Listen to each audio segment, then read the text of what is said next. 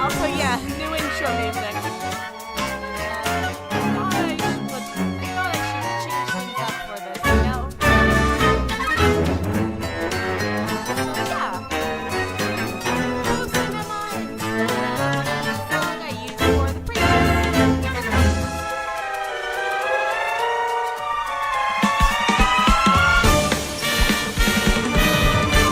Let's do this.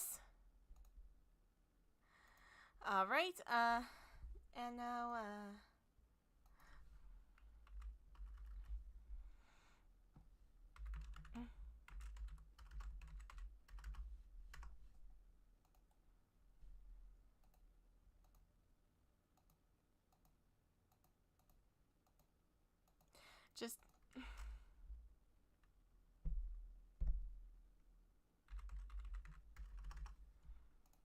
just hang in there. I'm getting to it.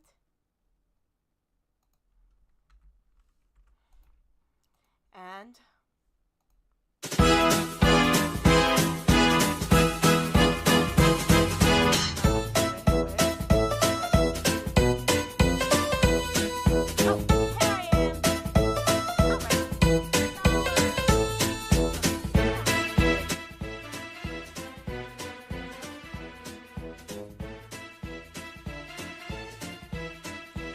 alright, I have some news regarding my career going forward. I think it's time that I put my free VTuber avatar era to an end.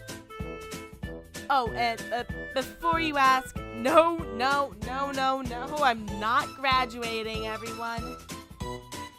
I'm staying here until I can't anymore. I'm not graduating in the near future. It's something else about my career. Not that.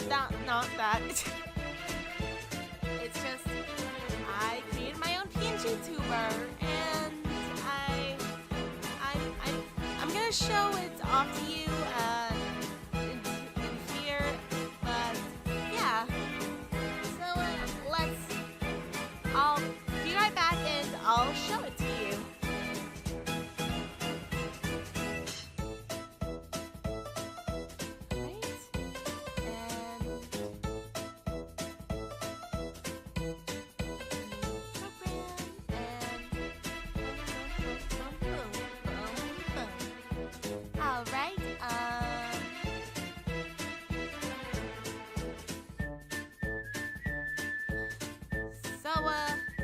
Here we go.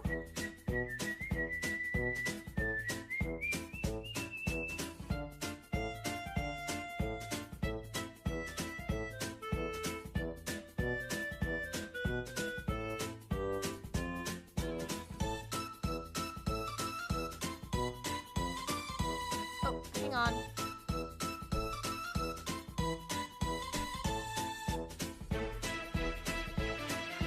There we go.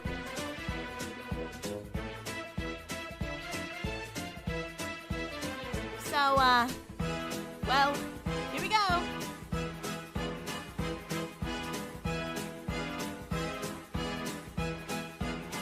Whoa.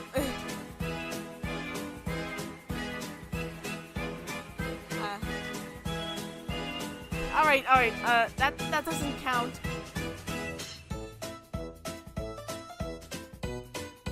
All right, that counts. Yeah, I have my own PNG tuber. Yay! And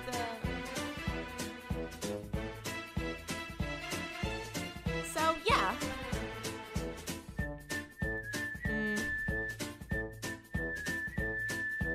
I have my own PNG tuber, and well, yeah, I'm basically an adult now, and yeah, we're gonna react to a video.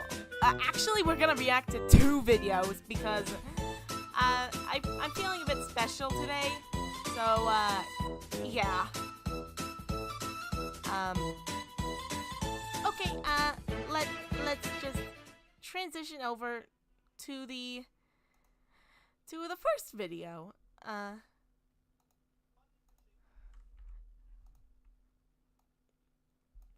right.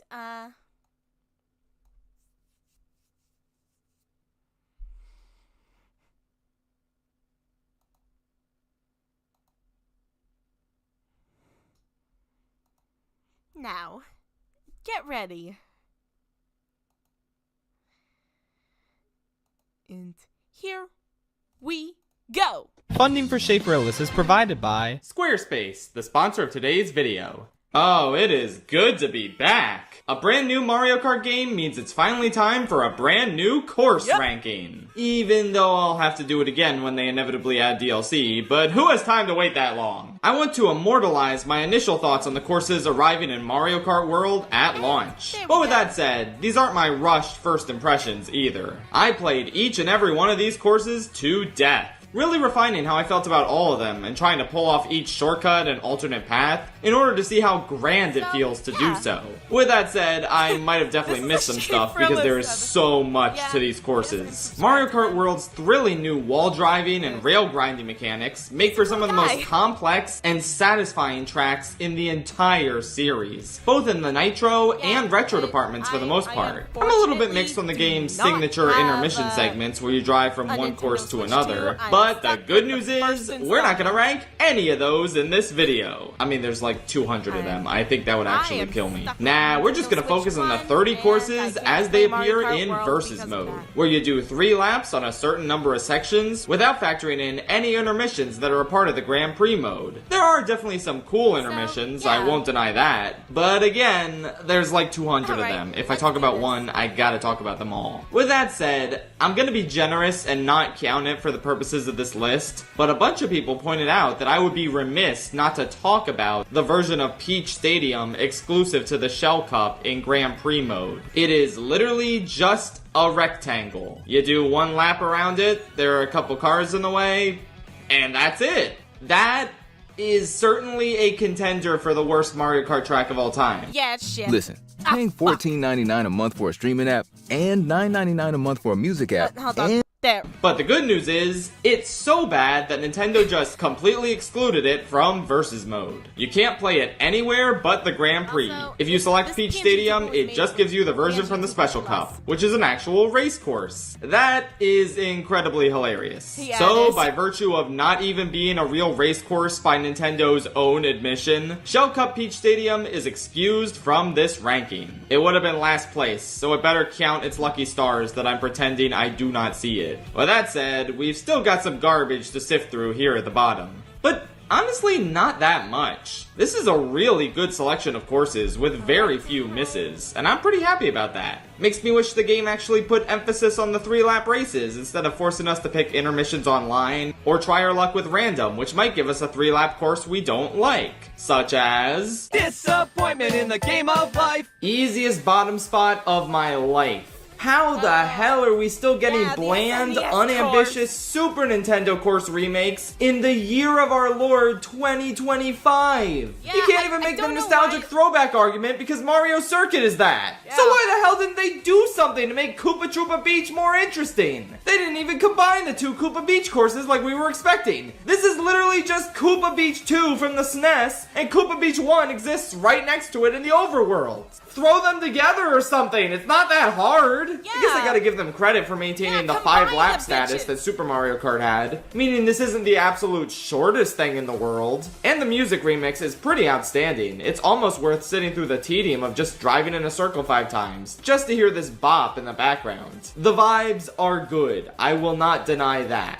But like, they went out of their way to include multiple Super Mario Kart tracks as P-switch missions in the overworld. And those tracks are legitimately more interesting than this one. Not by much, mind you, but at least they're not a damn circle. I cannot stress this enough. Let me make it perfectly clear that you are driving in a circle 5 times. That is the course. $80. How hard would it have been to just include N64 Koopa Troopa Beach? Or literally any course from Super Circuit? Cheap Cheap Island would have fit in very well. Instead, we have what might just be the lamest SNES remake since Mario Kart DS. Yeah, I Okay, would that's prefer mean. to It's be probably a from little bit Bowser better than the Castle Booster to Course back Pass version and of Mario maybe Circuit 3. that But that's ends all the into ground I'm a conceding. shortcut, This sucks. like an I don't know actual how you could shortcut defend it. and, Let's like, move on to something major slightly less improvements to it depressing to other talk than about. that. I don't like sand. I have never felt more justified being a day one Desert Hills hater. Even my friend who likes this course in DS and Wii told me, yeah, this version sucks. I mean, they straight up took out Madagascar Lotus everything. sucks. The Pokies, the Fire Snakes, any semblance of Super Mario Bros. 3 influence. Why would you want an angry sun in the sky when you can just have a drawing of one on the starting line? That's basically the same thing. Now, I'd be remiss if I didn't mention that despite No, it's completely not. removing the Bros 3 aesthetic, they kind of made up for that by turning the course into a Super Mario Land tribute. I don't think I've ever played another video game that loves Super Mario Land more than this one. And you know what? I don't mind giving that neglected little oddball of a game its time in the Yeah, no and- longer angry sun. Having the little Moai statue dudes come at you on the course is pretty novel. I also think they made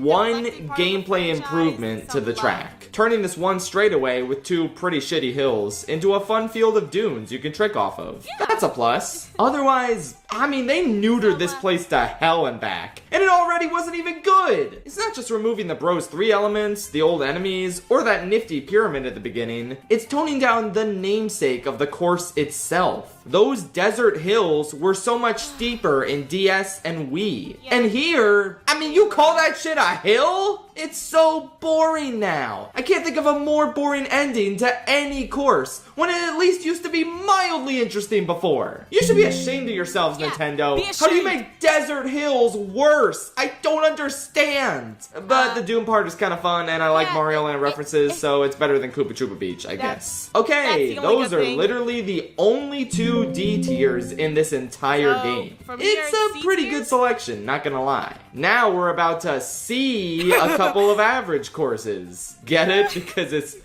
because it's C tier. Get it? I'm gonna go drive off a cliff now. Oh, damn! This might be one of the biggest shocks of the entire ranking, but I genuinely do not hate SNES Mario Circuit. Oh, with that said, it still ranks third to last just because the other courses are better. I mean, come on, I can't rank it any higher than this. I think if you were gonna bring back any of these 3 courses though, this was the way to do it. I honestly can't say I'm bored racing on this No, trio of there- classic flat circuits, only since each 3 of lap them. is a different one. Like, It's the incredibly fourth one short, is- even more so than the fourth Koopa one is Beach. starving And they to took out the death glider ramp on Mario from Circuit 2, not and they becoming a still retro. neglected Mario Circuit 4, which that's makes me what I'm believe some saying. kind of conspiracy is going on with that place. Does Nintendo just not have the rights to Mario Circuit 4 4 anymore. I think maybe they sold them to Sega. You're gonna see Mario Circuit 4 show up in Crossroads. That's my prediction. Oh well. All these problems and the general Nintendo, flat you blandness of the better course put Mario aside, Circuit I 4 still into kind of the enjoy myself next here Mario now. game It's a or cute the little DLC, marathon of or 3 so courses help that me. would have been boring if we did 3 laps on any of them, but combined into one big track, speaking of which, it's put not so Boston bad. Building With that back. said, there's no way in hell it ranks higher than anything else, let's be honest. You're watching Damn YouTube. it. But did you know there's a YouTube Music app where you can listen to rare covers? Here's my little song. Twinkle, twinkle, Alright. Anyway. little star. Ah, this one hurts. You know how much I was looking forward to Starview Peak? Yeah? A stunning looking Mario Galaxy tribute where you race through the Comet Observatory? Yeah, it turns out that Comet Observatory shit barely happens in the 3-lap version. It's only at the very end of the course. Instead, welcome back, Ice Ice Outpost. My friend and I were joking that this course is like Ice Ice Ice Outpost but Outpost good. But then I thought about it 2.0. more, and this course doesn't have a banger music track. It's pretty decent, but it's no Ice Ice Outpost music, that's for sure. And as for the track itself, pick a green or yellow path and get ready for 0 obstacles. Then there's this water path, and boy does it look pretty. It's kind of fun going for the boosts. Then you fly through the observatory for 5 seconds, and you're done. That was it? I feel like Damn. Nintendo just cannot stop dropping the ball when it comes to paying tribute to Mario Galaxy. It cannot be this hard to make a Galaxy-themed course that actually gives you interesting stuff to do. Also, there are a lot of damn Lumas in the background. How hard would it have been to make one of them playable? I would sacrifice Coin Coffer if it meant I got to play as Luma. Whatever. Next. You know, it's days like this I wish I knew how to ski. Wow, DK Pass. 3 lame versions in a row. Must be a new record. Well, actually no, you're tied with Desert Hills in that regard. Anyway, DK Pass is still kinda whatever. It really baffles me that they refuse to do anything to spice up this rather mediocre mountain track. I mean, they copied DK Summit's homework and turned it into a ski resort at the end. It's not as good as DK Summit since that course was designed around extreme sports with its half pipes and ramps, but hey, at least they did something to this one. Except that plus is balanced out by the minus of completely removing the snowmen as obstacles from the track. Why? Snowman is in this game as a playable racer. I assume the whole reason he was made playable is because you already had the model from DK Pass. My friend suggested that maybe they remove Snowman so that if someone gets the rare Kamek Orb item, then it'll spawn Snowman on the track like how it was originally. And if that's actually the case, then what are we doing here, man? The music is still nice and the layout is still fine, but for the most part, I just can't be bothered to care about this one. Mario Kart DS better have a banger fan favorite masterpiece up its sleeve later down the line to make up for these blunders. That's right, I'm hoping for Figure 8 Circuit, baby! I'm hoping for Boston Building. Moo? Honestly, we're already on the B tiers, you guys. I only found 5 of the 30 courses in this game to be subpar in the slightest. With that said, even though I like it, I still cannot come up with a single justifiable reason why Moo Moo Meadows is in this game. If you really want to play Moo Moo Meadows on your Nintendo Switch 2 system, simply boot up Mario Kart 8 Deluxe, the 5th best-selling video game of all time, which you definitely own, don't kid yourself. And there you go. It's a version of Moo Moo Meadows, which, quite frankly, looks better than the one in this game. Seriously, I'm not here to have an overall graphical debate between these two games, but I am pretty confident in saying that Moo Moo Meadows looks a lot nicer in the more realistic style. I also just really don't like these lines they added to the side of the road in this new one. I don't know why, they're kinda icky to me. Gameplay and music-wise, these two versions are basically the same. They added a new ramp on the left side of this one part, but took a ramp in the center away. Law of equivalent exchange. And that's about it. Overall, I'm just sitting here completely baffled with the decision to remake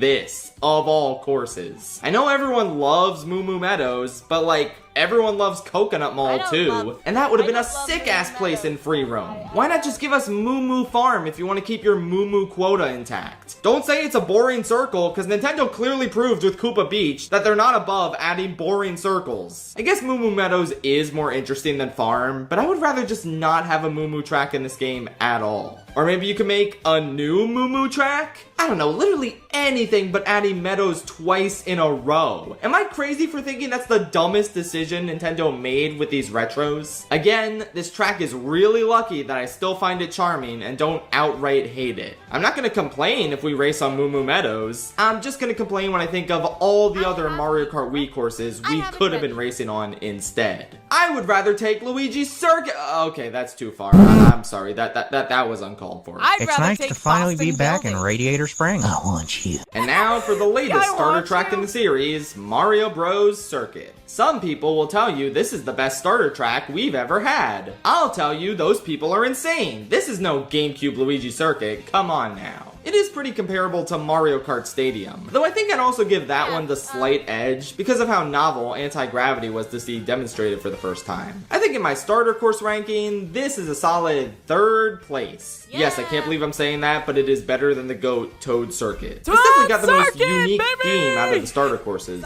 with the whole Radiator Springs style going on. It also offers grind rails for you to use in order to learn how they work. Yeah, I haven't really mentioned grind rails until now. I guess that's a good indication that the courses without any grind rails at all are kind of the weakest ones. Go figure. This course has some pretty simple but effective ones. But the real star of the show here is that alternate path you can drop down towards at the end, which leads to a glider ramp, which allows you to fly towards another platform you can get a boost from. This doesn't sound like much, but by the standards of starter courses, it might as well be mankind's discovery of fire. So yeah, 3rd best starter course in the series sounds pretty good for this one. GameCube Luigi Circuit is truly untouchable though. Yeah!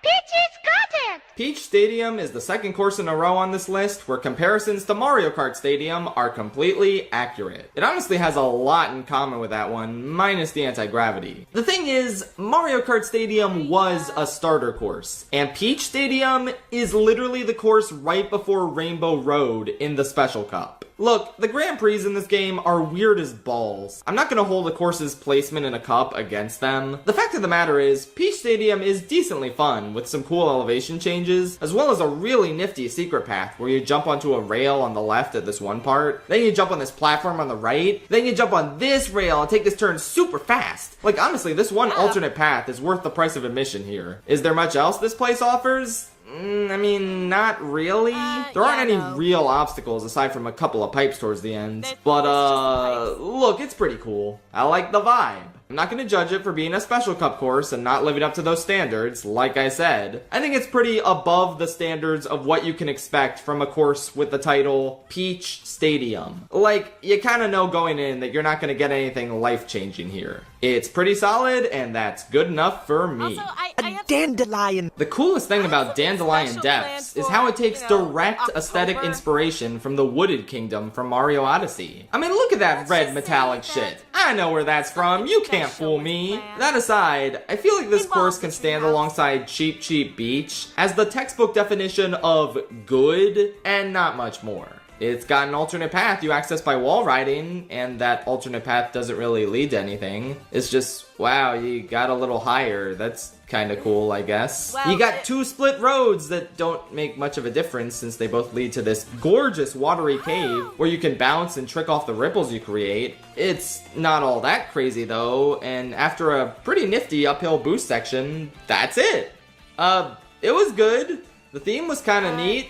I like it, but I can't justify ranking it any higher, and that's about it. It's Wildlife Preserve Africa. Previously on Schaeferlis's Mario Kart 8 ranking, I pointed out that in the supreme banger music track for Ice Ice Outpost, there's this tiny little snippet that reminds me of the Lion King score. That's a comparison. Here's the comparison. Now, maybe I'm just hearing things. Or maybe I'm completely vindicated because they did it again! Oh, in a yeah. far more appropriate course, I might add. Faraway Oasis is a pretty cool tribute to the African savannah. And as such, there's this one part of the pretty great music track that I swear to God is a sped up version of this part of the Lion King score.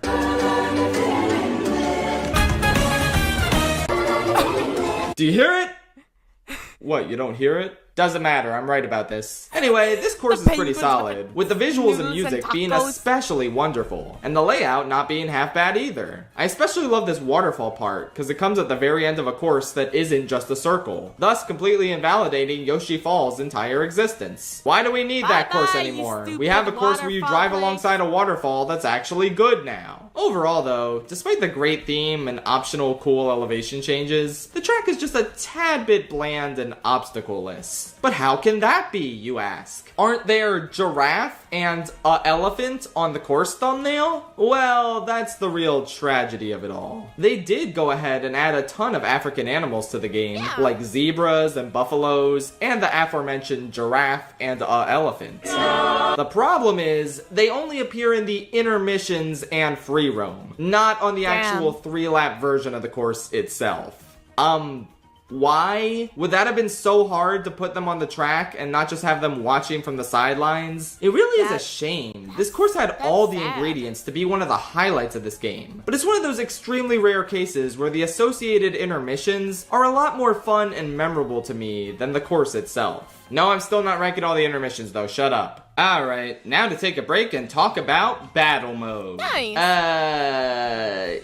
Yeah. Ever since my initial review of the game, I've kind of gone back and forth on this mode a bit. It might be a bit of a guilty pleasure for me, because on the one hand, the maps are pretty lazy since 6 of them are just repurposed racetracks and or the open world surrounding said racetracks. The immovable 3-minute So, timer also it really took the blows Mario- and is pretty much single-handedly Mario holding this Kart mode back 8 from being approach to it. legitimately good. Also, the fact that there's only balloon battle and coin runners, and you don't get to vote on which one you want to play online, so battle mode is kind of washed there because of how ass coin runners is. But with that said, I don't know, hitting people with shells and popping their balloons is still kind of fun. If they just gave us the option to remove the timer in an update, we might have something just remove the damn salvageable on our timer. hands here. Anyway though, how are the courses? Certainly better than they were in Wii U Mario Kart 8, that's for sure. In fact, I'd say there's more not bad courses here than bad ones, since the nature of the open damn. world means a lot of these are actually decently well suited for battle mode. So, world time does, for but the eight order. don't. Number 8, Moo Moo Meadows. Easily the weakest choice here. It's just way too big with too many branching paths as a result of using the entirety of the race course on the map. Don't get me wrong, it's a lot better than the Wii U Mario Kart 8 version since you can go in the center now. I also really like this barn, it's pretty cool. But otherwise, yeah, I'm afraid this still kinda sucks as a battle map. I mean, they don't even play the iconic Moo Moo Meadows music when you pick it. That's like half the reason to play Moo Moo Meadows in general. Number 7, Chain Chomp Desert. Turns out removing the thwomp from Thwomp Desert, thus taking out all the cool shockwaves you can trick off of and leaving this map as nothing but a boring desert circle, was a bad idea. I The mean, Chain Chomp is a it really did forgettable spawn some obstacle, funny and the constantly TikToks sinking of, sand makes it way more racers unnecessarily getting the tricky last to line up your coin shocks or and then grab falling coins. At least into the the music is still hole. banging, and it's a lot easier to find people I mean compared the to hole Moo Moo at the center of Meadows, that which this is desert. already a big step above. But it's still just so lame. Would it have been that hard to finally give us our first Wii retro battle map? Why couldn't this just be Thwomp Desert? What are you doing, Nintendo? Number 6, DK Pass. I love the idea of battling on the ski slopes here, but gameplay-wise, it just doesn't quite come together since a ton of this map involves racing up and down this mountain to find people, instead of everyone being in a closed-off central area. The snowboarding Shy Guys you can mistake as racers you gotta hit can be a bit annoying as well. But Neat it could also idea, be a but bit not a funny. great execution. Number 5, Mario Bros. Circuit. I could do without the entire race course being included, that's kinda useless and Mario Kart 8 Wii U-ish, but the actual town is a really cool and varied place to do battle in. Yeah, it Weirdly is. enough, this is probably one of the better Radiator maps for Springs. coin runners, since there's a lot of nooks and crannies to drive between and grab coins without anyone pelting items at you. With that said, I only like to play balloon battles, so yeah. Not a bad map overall though. Number 4, Salty Salty Speedway. Maybe a little too big, and the water is a bit hard to steer and turn around quickly on, but this one has a lot of variety to the terrain, as well as nice elevation changes. You can go to the second floor of this plaza to find foes to target, or even glide across this little pier and catch your enemies by surprise. This one's actually pretty good, not gonna lie. Number 3, Big Donut. This was never really one of my favorite Mario Kart battle maps, but hey, considering this is technically the only returning one in this entire game, I'll take what I can get. It pretty much works just Yeah, as well as it it's did in the only 7. retro Hell, maybe even a battle little better, course since with in 24 world. racers, you're never not going to So be far, running that into is. people. The glider ramps are still a great touch for you to get from one corner to another very quickly. And yeah, overall, this is the closest you'll get to capturing the classic feel of battle mode, until you remember there's a 3-minute timer, and you curse Nintendo for ever giving you false hope they would put any effort into making this mode good ever again. I have a dimensional portal. Fuck. It leads to a parallel world. What? Number 2, Peach Stadium. Yeah, it turns out that awful, pathetic oval in Peach Stadium at the end of the Shell Cup actually makes for a pretty rad battle map. Can you believe Yeah. it? It's not too big, there's Bad no stray racetrack, racetrack good elements battle left course. in, and there's a lot of fun nooks and crannies to hide from people and chase others down in. You could go up to the second level or stay on the first and even maybe catch a glimpse of a train. Alright, yeah, this one's pretty based. Number 1, Dino Dino Jungle. This is the best one by a landslide because it has dinosaurs. Yeah, I mean, that's kind of all there is to it. It's nice and compact. You can psych people out by going around the dinosaurs or their eggs. There's no semblance of a race course to be found at all here. This one is honestly pretty comparable to the Mario Kart 8 Deluxe battle maps that repurposed assets from certain race courses, but absolutely didn't feel like those exact race courses repackaged. This very much feels like its own thing, and it's kind of a shame it just has to share the same name as the race course. I guess there wasn't much they could do though. I mean, this map literally is a jungle with dinosaurs. So what else do you call it but Dino Dino Jungle? Whatever. It still rules. It's leaps and bounds ahead of every other battle map in this mode, to the point where I'd probably call it one of the best in the series. Too bad about that bitch-ass timer, hate huh? how round Oh the well. clock. I'm gonna go build a website where I can talk about my favorite dinosaurs to and then ever when I go exist. to the Good bathroom- thing Squarespace can help me with that. Squarespace is a wonderful Yeah, online you guys- website builder that enables you to create beautiful websites for your business or personal hobby. I adore how easy they make it to showcase your expertise and engage clients with video content on your website. You can make stunning video libraries and even monetize your content by adding a paywall. Perfect for online courses, exclusive tutorials, and premium workshops. If you want to get discovered fast, that's where integrated Squarespace SEO tools come in. Every website is optimized to be indexed with meta descriptions, an auto-generated sitemap, and more, letting you pop up more often on search engines and attract way more customers. Squarespace also offers lots of built-in donation tools. You can create a professional, on-brand website that makes it easy to accept one-time or recurring contributions and engage your supporters. Use built-in email campaigns and marketing tools to connect with your community and inspire more people to support your cause. Check out squarespace.com/ShayFrillis for a free trial. And when you're ready to launch, use promo code ShayFrillis to save 10% off your first purchase of a website guys, or I'm domain. Bringing back a course famous for its underwater driving in a game where you took out underwater driving is that's certainly a choice. I'm gonna be honest, not a good despite one. the layout mostly being the same, I just think all the aura, all the joy and whimsy Wario Shipyard had in its original iteration is gone now. Underwater driving wasn't really an amazing mechanic from a gameplay perspective, but boy did it help contribute to the atmosphere of the original, making you feel like you were exploring this largely submerged graveyard for pirate ships. Here, if you're not going underwater, it just doesn't hit the same. Water! Atmosphere! I know. Nobody goes to a course for atmosphere. They go for gameplay. Well, in that case, you'll be pleased to hear that they kinda flattened a lot of the curves and generally made it less engaging to drive on. Oh, brother! They also took out the pipe that gives you a little boost, the glider section when you get shot out of the cannon, and pretty much any semblance of Wario that Wario Shipyard used to have. The yellow and purple colors have been traded out for drab grays and browns, and they just completely removed the Wario sign pointing you to the cannon and the gold he acquired from his gold mine in the background.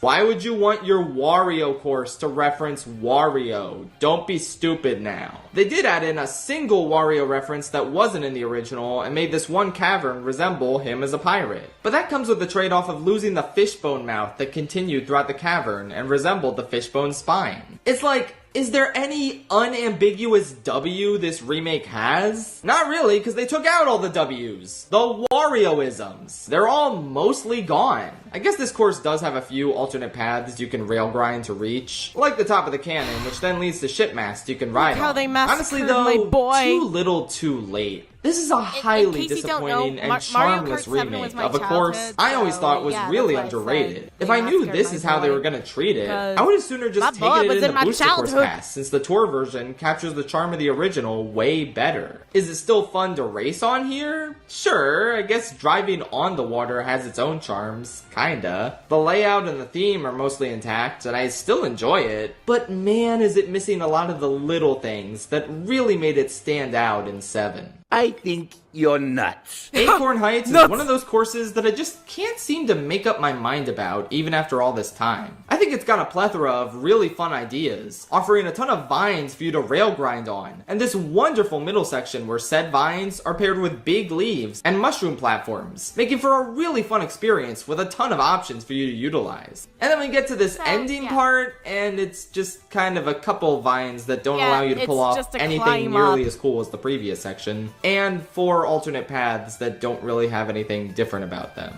I guess giant acorns can fall on you, that's kind of neat. I don't know though, it feels like this course has some of the best ideas in the whole game, but then only really goes halfway in terms of utilizing them well. Maybe if the cooler section was what ended the course off, I would rank it higher, but as is, it feels a little lopsided in terms of its creativity and fun factor. It's definitely a good course, and I enjoy a lot of the gameplay and vibes on it, but I don't think it fully lived up to its potential to be one of the all-time greats in this game. Actually, dude, it's salt. I'll never get why some courses are attributed to characters while others aren't, even when it's really obvious what character it should be attributed to. There is a Birdo mermaid statue on Salty Salty Speedway. Why can't you just call this Birdo Boulevard or something? Yeah, how is this even that Boulevard salty? makes Is it much just more because it's sense salt than water? Salty I wouldn't Salty even have Speedway. known that if you didn't name the course after salt for some inexplicable reason. Ah well, this one's pretty good, though I kind of feel like it's a lesser version of a course that comes right before it in the Grand Prix. The Venice inspiration is lovely, and there's a decent number of alternate pathways, especially this one wall riding bit that leads into an extensive glider segment. Even so, this course can't help but feel a bit on the simple side. That last turn on the water especially just doesn't really have that much going on, I don't know. At least the shortcut you can take on land there is pretty cool. Overall, it's a pretty good and pleasant course with some great vibes and especially lovely music. Not an all-time favorite in this game for me, but I'm usually pretty happy whenever I'm on it.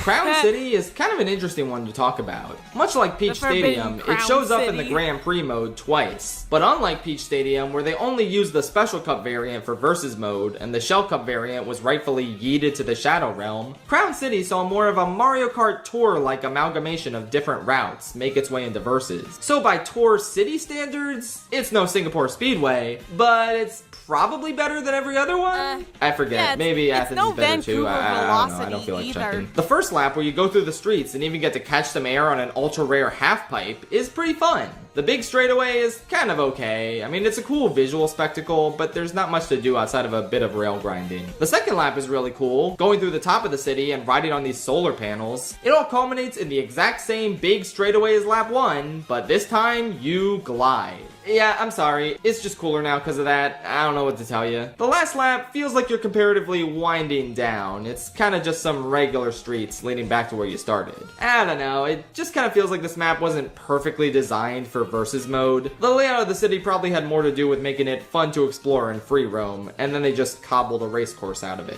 With that said, it was a good cobbling. There's enough varied scenery and fun, unique moments to make this course stand out, even among the numerous city tracks this series has had. But to be clear, it's not better than Moonview Highway, my beloved. Once upon a time there was a railroad line. Oh my god, you guys, it's the train course! The train course is Wait a minute. You're not Calamari Desert. Yes, Whistle Stop Summit is in fact a brand new train course. One with a far more whimsical vibe in terms of its visuals and music. Perfectly befitting the theme of train. I really like it. Not only is riding alongside the train fun, but the insane amount of rail grinding you can do on this place, coupled with the sheer number of alternate paths you can take down this mountain, make it a real treat. Is it kind of a holding down the A button simulator since you don't exactly need to steer for a lot of it due to these rails? Maybe. But have you considered that it is in fact the train course, so shut up. I think this one perfectly keeps the legacy of Train alive, even if it's not the most difficult course in the world. Really it does at least have some really cool tech you can pull off, and the adventurous and whimsical music here is also a real treat, even if I don't quite like it as much as the sounds of my beloved Calamari. Speaking of which, can I just take the time to say that the new Calamari Desert remix in World is kind of ass?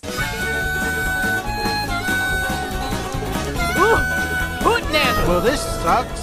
That is cinema. I don't know if you guys know this about me, but I actually really like movies. So to get a course themed around a movie theater, and not just that, a haunted movie theater is a real treat for someone like me. Right when it was first announced, I knew Boo Cinema would be a favorite of mine. And now that I've played it, I mean, I really do love it, but not quite as much as I would have wanted. The layout isn't bad, but it's most definitely on the simple side, without any crazy turns, or even that many cool uses for rail grinding. There is one really cool rail where if you ride on it, Behemoth spawns in front of you, which would have gone really hard on the 3DS. But otherwise, yeah, it's a tad simple. Does that really matter all that much? Nope! I adore the atmosphere of this course. Going into the movie screen and having these old-timey film reels depicting a freaked-out Peach, all his ghosts and bats surround you on all sides. I mean, come on! The black and white aesthetic of the film world is such an inspired touch, and that glide back into the real world takes my breath away each time. Fun fact, I didn't realize the path on the right was the way you came in. I thought you could choose which path you wanted to fly out to, and I always ended up going out of bounds the first 10 times I played this. Oops! Overall, while I do wish I could rank it higher, I absolutely would not call this anything less than absolute cinema. King Boo is the kind of guy that you just know has an insufferably pretentious Letterboxd account, and I would like you to drop it, Nintendo, so I can hate read it as soon as possible. Free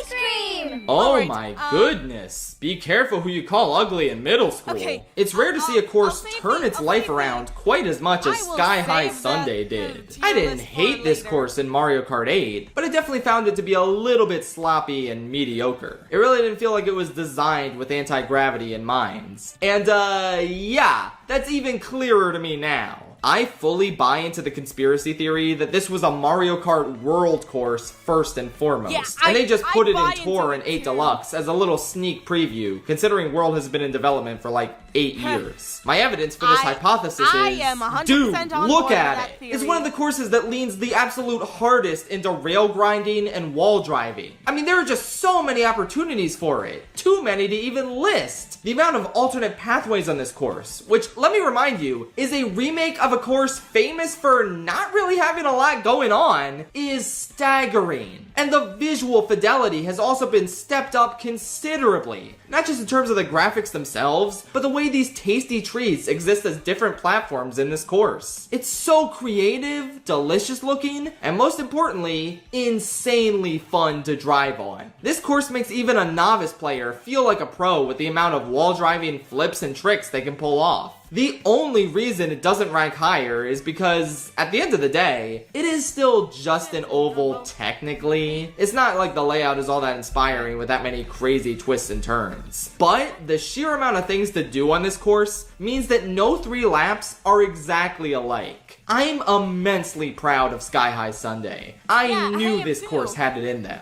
Now, if the next game could also make Merry Mountain interesting to play on, that would be great. And now for the extensive roster of A tiers, which consists of almost half the courses in this game.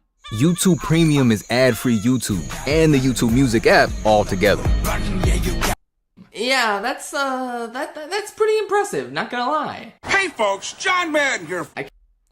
Alright, I'm pausing this for a second. I'm going over the 9 ghost courses from worst to best.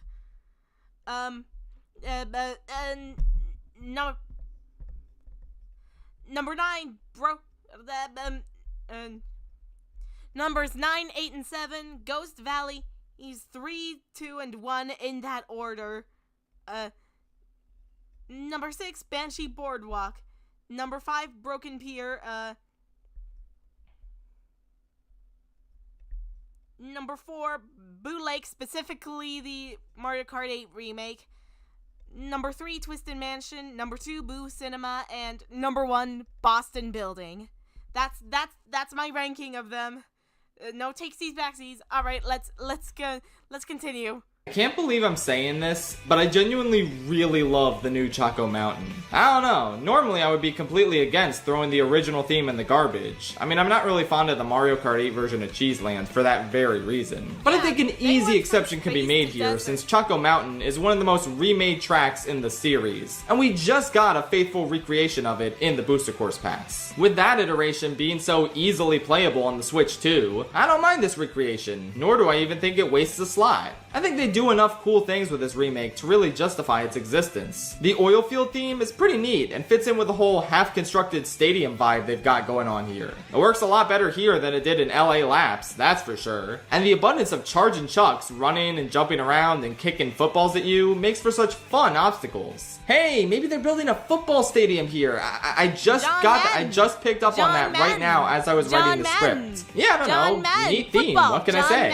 It's something different and a fairly cool way to bring a classic course back. Plus, it really helps that the layout isn't simplified in the slightest. I think that, combined with the aesthetic overhaul, is what made people despise Sky Garden in the Booster Course Pass. But here, even if it looks different, I would recognize these twists and turns anywhere. Turns out, I do like Choco Mountain for its layout as well as the original chocolatey look. It wasn't just me being biased by the aesthetics. Add on a pretty bangin' music remix that would sound right at home in Smash, while also suiting the macho football vibes of this place really well, and you've got a remake that I was skeptical about at first, but ended up being a real winner at the end of the day. I do love me that original chocolatey look, but like I said, we just got that. So there's nothing wrong with doing something a little different, is there? Fishy in the sea. Cheep Cheep Falls may not make much use of Mario Kart World's killer new mechanics, those being the wall driving and rail grinding, but man is it exciting as hell even without them. This course includes a fast and fun as hell descent down rushing water that can be tricky to steer through, but an absolute blast and a half once you get the hang of it. Graphically, it's a wonderful showcase for the game's amazing looking water, on top of the wonderful Japanese aesthetic and music. It's a little hard to think of stuff to say in terms of why I love it, since it really is as simple as rushing water is fun and exhilarating. I don't know, it may look simple on the surface, but actually playing it and getting to experience these crazy rapids is a whole nother story. The best Cheep Cheep course by a landslide. I know, right? What an accomplishment given its crazy competition. Donkey Kong. DK Spaceport is one of the easiest courses in this list to sing the praises of. Like, gee, I wonder what's awesome about a futuristic recreation of the classic Donkey Kong arcade game, complete with a robotic Donkey Kong chucking barrels at you. Each part of this 6-section course is a unique and immensely fun challenge. You got the opening where you get to take it all in, the second part where you jump over barrels like the good old days, the third part where you trick and boost over them, the fourth part loaded with grind rails, the fifth and probably best part where you really go to town with the wall jumping, and the grand finale where you overcome Robo DK's big ass barrels and make it past him, only to fly off into the sunset. This is such a creative idea that goes past paying homage and really becomes its own amazing thing. It's like a boss battle version of a Mario Kart track. You're never quite doing the same thing twice in any of these sections. They're all fun despite all being straightaways. There are oil barrels just like in the original arcade game. Oh wow. This is such a loving and wonderful tribute and a real all-timer course in its own right. I'm just proud of Donkey Kong for finally getting a new course that isn't a mountain or a jungle. Was that really so hard, guys? Why did it take 6 courses for him to get something kinda unique? And now it's time for another quick break from the regular racetracks. Yeah, I still don't feel like ranking every single intermission, but I figured I could give some of them the light of day by talking about every one of the knockout rallies. This is a really fun mode where if you don't get at least a certain placement at a checkpoint, you're eliminated. There are 8 different knockout rallies rallies that go through 6 different courses each, and the intermission routes between them. And while the focus in this mode isn't really about the tracks you're racing on, and is more so about killing other players with items brutally, if you pay attention to where you're actually racing, some of these routes are significantly more fun and exciting than others. So I'm ranking them too. Number 8, the Ice Rally. This one starts out pretty cool and cohesive, going from Sky High Sundae to Starview Peak to the slopes of DK Pass really seamlessly. Once you're done with the ice parts of this ice rally though, it becomes pretty generic and forgettable, honestly. There really isn't much to say about any other part of this marathon, especially since you don't really spend much time on any of these tracks. The ending on the center street of Crown City feels a bit odd as well. It doesn't really seem like a conclusion, but ah well. This still isn't bad, just the other ones are better.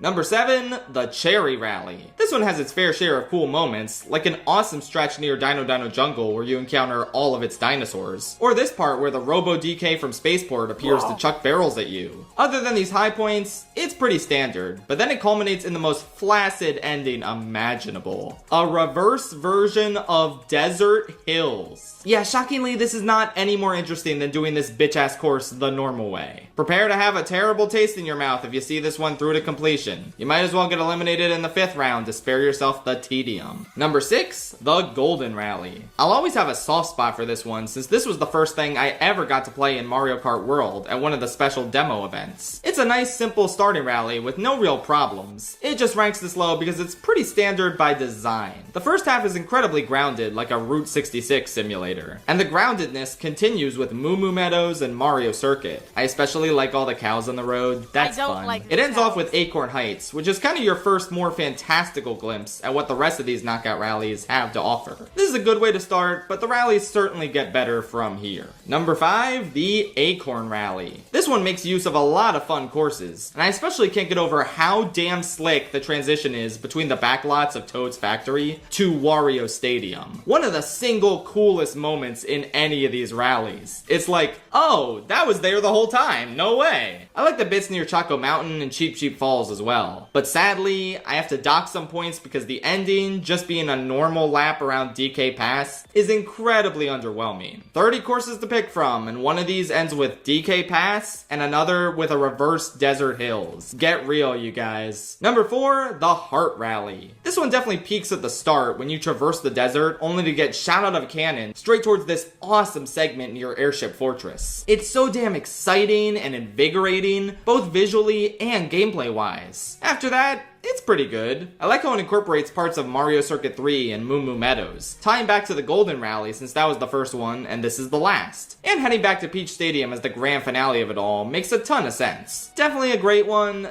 though it's hard not to think about how epic the opening segment was the entire rest of the time you're playing it. Number 3, the Spiny Rally. Alright, this is where the rallies really get great. If I'm playing online and I see one of these top 3 icons, it'll make me say out loud, ooh. That's how you know we got some bangers. This one feels like a real journey. I mean, they all do obviously, but this one especially. Scaling that narrow, snowy mountain as the Typhoons try and blow you off is an absolutely breathtaking experience. And I love going from the snowy areas to the more beachy ones, with the Salty Salty Speedway and Peach Beach segments being incredibly fun. But nothing compares to the sheer awe of seeing that whirlpool on the approach to Wario Shipyard. I remember my jaw dropped at how cool it looked the first time I saw it, and it's still cool to this day. Yeah, Wario Shipyard isn't the best course in this game, but it's a very fitting ending thematically after seeing the much nicer looking water and ice courses. It also ties back to how you started outside Boo Cinema, starting and ending with a spooky location. A fun time that also feels super cohesive. Number 2, the Moon Rally. This one's got some of the best variety between intermission segments and basically full laps on classic courses. Like Toad's Factory, anyone? Before we get there though, the opening Bowser's Castle bit is really cool, and it leads into the aforementioned factory incredibly nicely. Any excuse to race on this iconic course is a good one in my book. We then drive to Moo Moo Meadows and do part of a lap there. Then later on there's an insane jump onto Cheep Cheep Falls, all culminating with running alongside the buffalo as we conclude on Faraway Oasis. Not a bad course to end on, but there are stronger ones, and I feel like this would have been my number 1 rally if we ended on more of a banger track. Still, the variety in terms of the scenery and normal course laps versus intermission segments make this one of the most fun by far. Number 1, the Cloud Rally. An unbelievably easy pick for the top spot. This one starts with a bang, literally, having you shot out of a cannon and leaving you to traverse the fun parts of the desert, like Chain Chomp Desert and Shy Guy Bazaar. There's also this really fun extended sequence on a bridge with a lot of traffic to dodge. You get to run alongside zebras near faraway oasis, and then you go in this mystical whirlpool and take to the skies, only to end things off on Great Question Block Ruins. A great course. This one has one of the best starts and endings out of all the rallies, and the middle is no slouch either. It's pretty wonderful all around, and the best rally in the game. Okay, back to the top 10 race courses in Mario Kart World, baby! Welcome to the sun-drenched tropical paradise of Isle Delfino. Going into this game, I could not for the life of me find any pre-release footage of Peach Beach. And the little I did find, I mean, I don't recognize it. I guess it kind of looks like Peach Beach if you squint a bit. Whatever, I'm sure they know what they're doing with it. And boy, did they ever. Holy shit, they gave this course one of the most awesome expansions I've ever seen a retro track get in the whole series. Forget Calamari Desert in Mario Kart 8 letting you drive on the train tracks. You could do that in the original as long as you're okay with losing the race. But Peach Beach getting an entire new, gorgeous vacation town for you to explore on laps 2 and 3? Where the hell was this hiding all these years? Did it exist in Double Dash off-screen, or was this a new expansion Peach commissioned? I don't know, man, but holy shit, this is amazing! Okay, let's start from the top. The first lap is as classic as ever. Pretty nice, relaxing, and nostalgic. And they kept the Cataquacks. I am so happy the species isn't extinct after all these years. It truly is a miracle. Toadsworth definitely died though, but I digress. On lap 2, you're ushered into a whole new world. A new fantastic point of view. An amazing summer villa where you can wall drive and rail grind to your heart's content. It feels and looks amazing. And it all gives way to an awesome glider segment kicking off lap 3, where you leave the villa and go through this last stretch of the water that,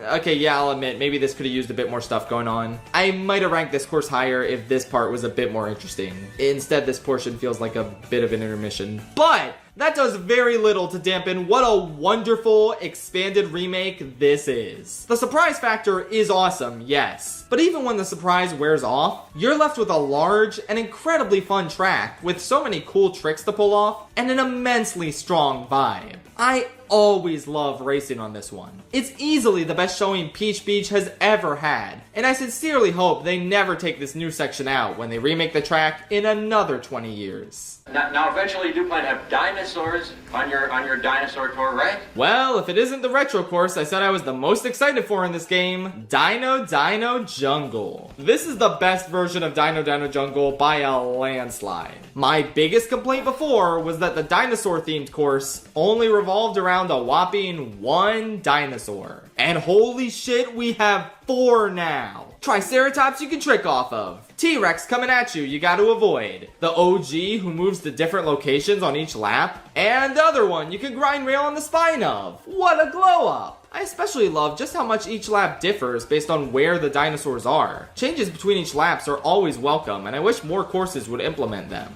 Oh, and of course, the new Jurassic Park theme is incredible. Absolute cinema. Wait, I already said that. It's crazy how if Steven Spielberg's dad was never cucked by Seth Rogen, he never would have grown up to be such a great filmmaker. Thus, he never would have made the original Jurassic Park. Thus, meaning Dino Dino Jungle would never have this cool laboratory theme in Mario Kart World. Thank you, Seth Rogen, for that. And for voicing Donkey Kong, I guess. As much as I do love the new look of this place, I will admit there was a lot of charm in those original prehistoric Also, bridges the and the music temple is you the go go into. back I But much watched like the Choco monkey Mountain, a music. bit of a reimagining doesn't really hurt, considering this course has already been faithfully remade before. Might as well take a bold swing with this latest version. And in my opinion, they hit it out of the park.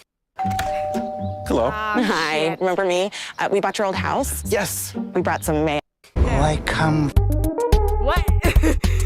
What? Holy hell, Shy Guy Bazaar kind of came out of nowhere in terms of smacking me in the face with an outstanding remake. The layout is pretty much exactly the same on the surface, but not only did they give this a magnificent aesthetic overhaul that evokes Super Mario Land yet again, but they also added a truly absurd amount of alternate pathways and rails for you to grind on. It makes me feel like I'm in the one jump ahead scene in Aladdin, zipping from rooftop to rooftop with crazy maneuver after crazy maneuver. I don't even know why they went so all out with this course. I guess they figured, hey, it takes place between densely packed buildings anyway, so if there's gonna be a lot of wall driving opportunities, we might as well throw in some rails for you to really go nuts on as well. I have had so many exhilarating races on this course that I never would have expected based on its pretty decent foundation. And don't even get me started on the aesthetic glow up. I mean, those are damn elephants holding up the starting line. Are you kidding me? Retroactively making this course a part of Sarasaland was such a stroke of genius. And the fact that Daisy's Palace is a playable race course in one of the intermissions here is incredible. I'm not ranking that, but I did want to give it a shout out regardless. Honestly, I can't really think of any downsides with this remake. I mean, they even kept in the moving pots. For a game that removed the fire snakes from Desert Hills and the snowmen from DK Pass, that's pretty impressive in all honesty. As much as I liked Wario Shipyard better originally in 7, Shy Guy Bazaar far outshines it here, establishing itself as one of the shocking highlights of this game's entire track roster. I'm questioning the question mark!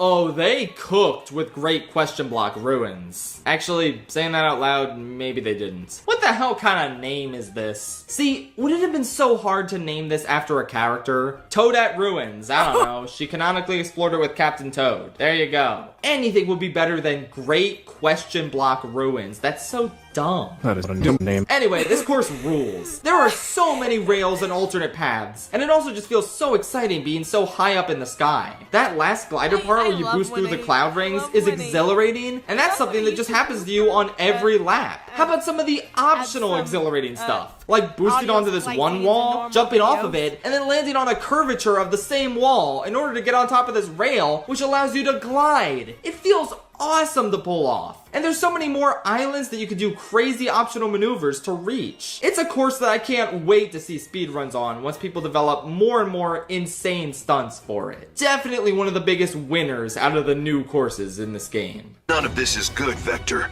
That's why it's called war. Airship Fortress, baby! Okay, it's no figure-8 circuit, but it'll have to do. This might be the single greatest visual glow-up any of the retro courses in this game have received. I suppose being a handheld-only course making your home console debut will do that to you, but even then, wow, is the detail in this place exhilarating. What an absolutely wonderful-looking and insanely dramatic track through this airship and this fortress. It's just as good as it's always been. Though, I'm not so sure about better, particularly from a gameplay perspective. Nothing about it is a downgrade, aside from the minor removal of a couple of crates in the engine room, but I feel like it can't really justify placing this course higher because it doesn't really take advantage of the new gameplay capabilities World has to offer. You can ride a couple chains and rails, but they're not really anything substantial. And as someone who always hesitated to rank this course in S tier because I found that one last big turn in the fortress a little bit boring with not much going on, I am here to report that it's basically the exact same. They still don't do anything to this turn. And as such, I don't think this is the version of Airship Fortress that finally makes S tier for me. Sorry. Is this course still a blast and one of the absolute best in the game? Oh, for sure.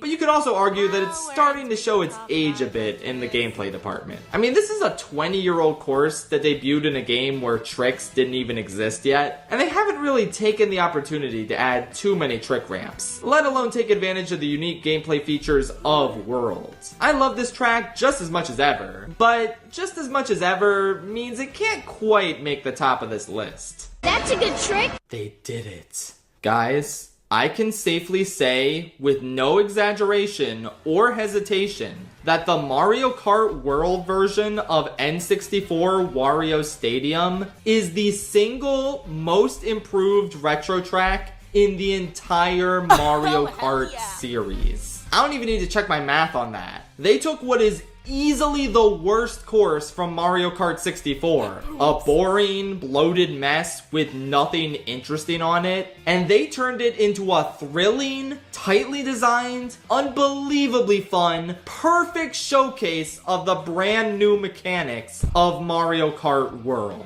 Let me run that by you again. A remake of a Nintendo 64 track from 1996 is perhaps the single best new showcase of the brand new mechanics of the Nintendo Switch 2 installment of the Mario Kart series released in 2025. You might look at this course on the surface and say, oh wow, big whoop. It's a normal stadium with a bunch of trick ramps, who cares? And then you realize that because of the abundance of trick ramps, you can basically get on the wall and ride it at any point in the track.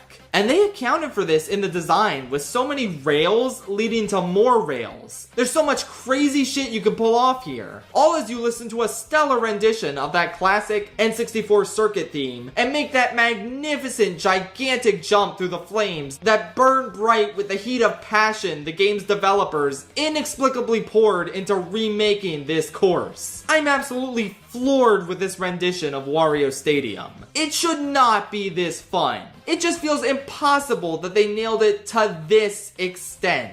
Yeah, the funny Wario heads decorating the sidelines are gone. That's a bummer. And yeah, they significantly shortened the course. That's also a bummer. Wait, no it's not. The original length of this course was abhorrent. It went on for way too long. Whereas this new version is paced absolutely flawlessly. It's never dull, thanks in large part to the abundance of crazy maneuvers they make possible here. To say it was worth the wait for Wario Stadium's grand rebirth would be the understatement of the century. I adore this remake to no end, and I couldn't be happier that it finally lived up to its true potential. 以超值低价为开学做好准备。 Everyone loves you! I know! Rainbow Road in this game is kind of hype moments and aura the course. You could argue that this track isn't really an S-tier experience because it makes absolutely no use of wall driving and rail grinding, which is the big new feature of this game. Seriously, you could argue that, but nobody seems to be doing so. Everywhere I go on the internet, this track is glazed to no ends, and like, I get it, I really do. It's in my personal top 5 for this game after all. But come on guys, it's not the best in the series or anything. I wouldn't say it's just the lack of these killer new mechanics, or the fact that it's generally pretty easy by Rainbow Road standards. I also just kind of think this whole second portion is a bit odd. Why is there a bunch of water here? Why couldn't this have just been part of the lead up to this course in the Grand Prix? It's a strange pace breaker, even if it is visually enchanting. Would you guys still be mad at me even if I said that's where my criticisms end? Holy shit, the rest of this course is absolutely stellar! They remix and combine a lot of ideas from the previous Rainbow Roads, like the space station from 8, that's thankfully a lot better here. Or this straightaway section with rainbow thwomps, reminiscent of Super Mario Kart's Rainbow Road. Actually, it also reminds me of this portion from the final level of Mario Galaxy, which I don't think was intentional, but it's neat nonetheless. These moments where you fly through space in between sections are simply breathtaking. And yes, this all culminates with perhaps one of the most magical moments in the entire Mario Kart series. The final lap fanfare sounds magnificent, and it pairs with this unbelievably gorgeous rainbow spiral, ushering you into the final stretch of the course. And then you see the train with a bunch of other kooky characters from previous tracks. Oh my god, what a magnificent celebration. The colors, the music, the admittedly simple yet incredibly effective gameplay. It all comes together for an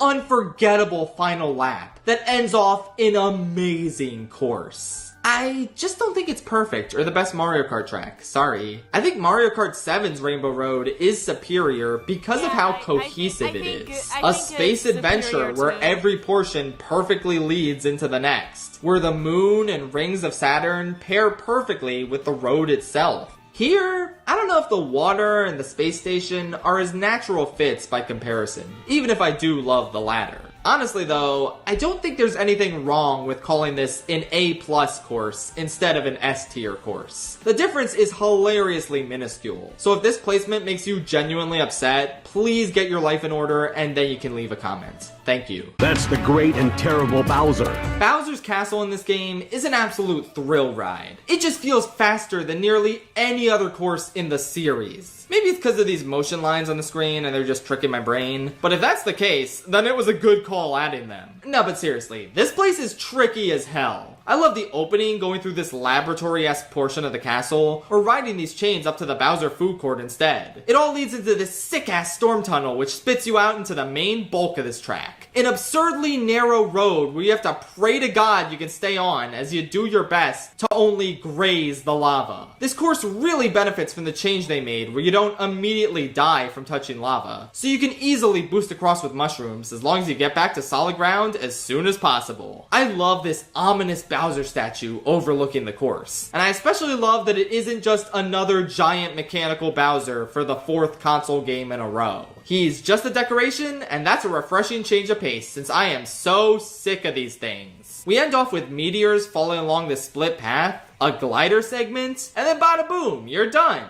This is one of those courses that always leaves me needing to catch my breath at the end. It's just an absolute thrill ride and an amazing integration of this classic course archetype. Not sure if it's my all-time favorite Bowser's Castle in the series, but it's definitely up there. They're gonna shut down the factory! Now for the 2 S tiers this game's got to offer. After 17 long years away, finally, the prodigal son has returned. I don't consider myself to be a very nostalgia-biased individual. My childhood Mario Kart was Wii, but if one of the courses from that game gets a subpar remake, I'll call it out. I did it for Coconut Mall and Koopa Cape in the Booster Course Pass. I don't hand out free points to Mario Kart Wii remakes just because they're nostalgic to me. So it is with great pride and pleasure that I report that the Mario Kart World remake of Toad's Factory really is that bitch. The original course was an absolute banger, one of the greatest to ever do it. And this remake largely maintains that status without any real downsides. The conveyor belts still make for compelling split-second decision gameplay. The aesthetics and theme are still wonderfully creative. The music is as majestically on point as ever. It's exactly as thrilling as it was back in the heyday of Mario Kart Wii. YouTube Premium is ad-free YouTube and exclusive access to all things. Until we get to the ending. There's an addition to this final stretch of the course that is so simple and yet so unbelievably outstanding in terms of the magnificently slick gameplay opportunity it provides. Once you make this big jump and get ready for the mud pits, you'll notice a crane holding up a construction bar on the side, and you start to realize, oh, that's grindable. Let me grind on that now. So you do that, picking up speed as you jump to another nearby construction bar, offering a tight and thrilling shortcut that allows you to rapidly overtake this corner and land on the final stretch with the dump trucks, which, by the way, have tons of trick opportunities and grind rails on them. This last portion of the track is phenomenal every single time I drive it. It really never gets old pulling off these uncomplicated yet still insane feeling stunts. So for this course to perfectly match the level of the supreme S-tier banger that was the original Toad's Factory, and then to surpass it in this final moment that perfectly takes advantage of World's unique gameplay mechanics, I mean, that's kind of a done deal, right? How can I not call this one of the absolute finest courses in the entire game? Again, it's not nostalgia. Most Booster Course versions of the Mario Kart Wii tracks are worse than the originals. Moo Moo Meadows in this game is slightly worse than its Mario Kart 8 version. I'm not just uncritically calling Toad's Factory one of the best courses in Mario Kart World just because I liked it when I was 10.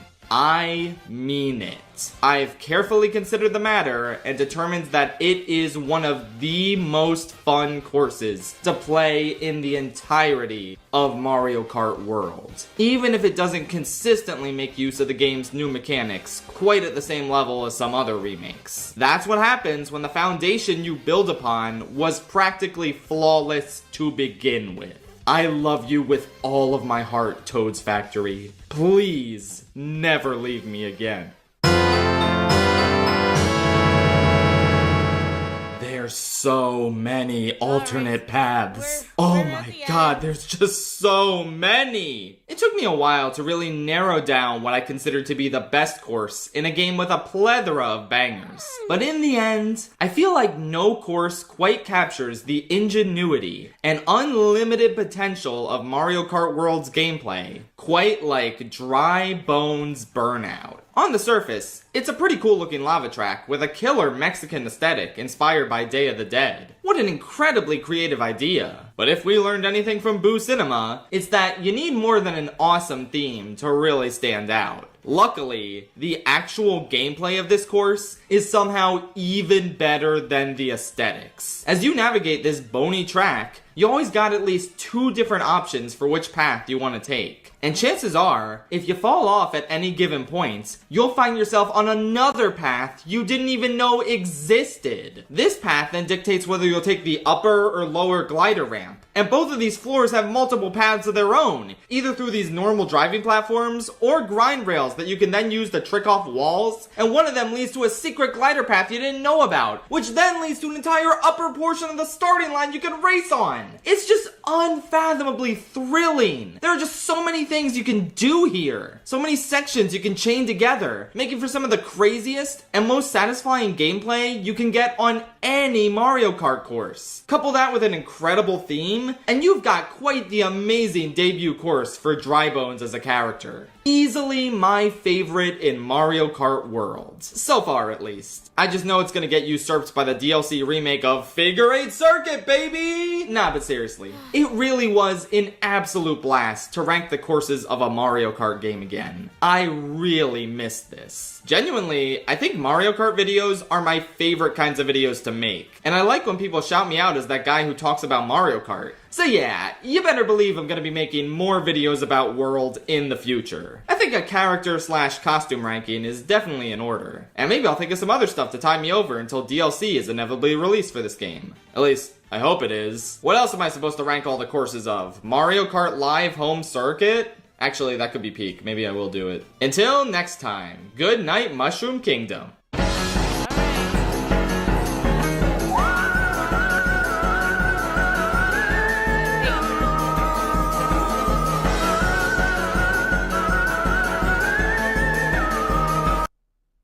I'm gonna go take a nap now.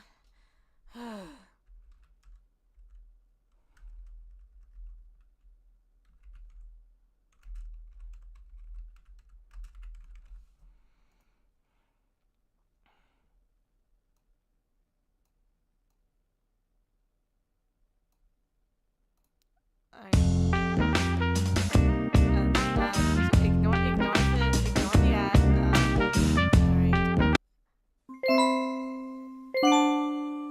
Alright.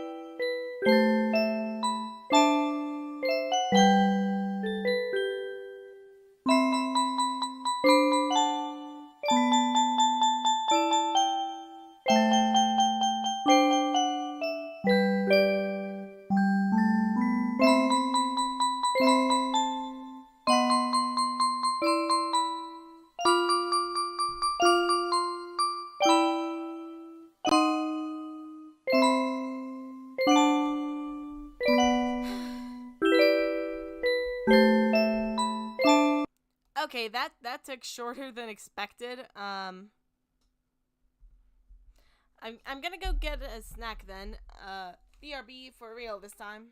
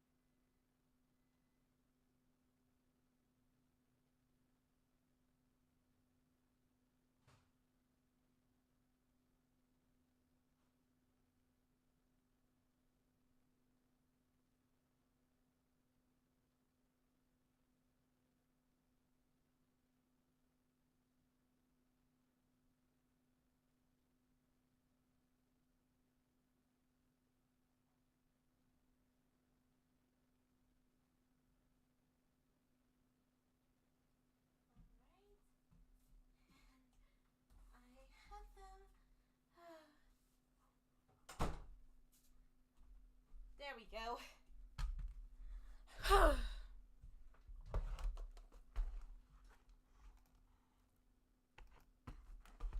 All right. Whoa.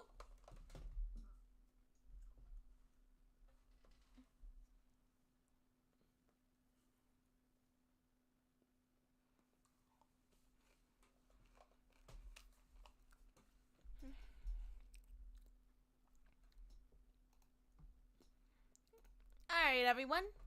Now, let's go back for the main event. Hey everyone! I'm Albert Boris. So, we love Mario Kart World, don't we, chat? Okay, maybe not all of us, but I certainly do. It's been almost 3 months now since the game first came out, and now that most of the recency bias is worn off, I can safely say that even though this game has quite a few problems, that is something that can be said for most games in general. And as far as the Mario Kart franchise goes, this is easily still the undisputed champion, thanks to not only its far more engaging gameplay mechanics, but also a plethora of new game modes that spice up racing in interesting ways, from the exciting marathons of Knockout Tour to the more laid-back free roam that lets you explore this vast open world. Seriously, the open world was the best idea they could have gone with. It's not perfect, but it's insane how much more content and replayability it adds to the game. I tried going back to 8 Deluxe numerous times just to see what it was like again, and it just feels so much more shallow and simple, even with its 96 tracks. However, that also begs the question, how would DLC be handled for Mario Kart World? In the past, when we just raced on courses as they were, it was pretty easy. Just add more tracks to pick from. That's why the Booster Course Pass was possible. But now that every track is interconnected with each other on a giant map, you kinda have to be more careful about how you implement DLC. You can't just add more tracks on the pre-existing map, because that's already filled with other stuff. So instead, a DLC expansion would more likely come in the form of another island getting added. And that would be a lot harder to implement, since not only would they have to think about which courses would fit on it, but also what the general terrain and geography would be, to make sure everything organically fits in and flows together well. It's a lot of work that would have to be done, and I wouldn't be surprised if we either didn't get DLC at all, or if we'd have to wait several years before we got a sign for it. It took 8 years just to make Mario Kart World, and at that point, this sort of development time might be better spent on a new game instead. But considering how popular Mario Kart is and how we currently only have 30 tracks in total, a record low since DS, I still think it's highly probable that we'll get DLC at some point. And that's why today I wanted to make a short little prediction video about it. I said that before I realized how long it would be. Reach your impossible, Lenovo Legion.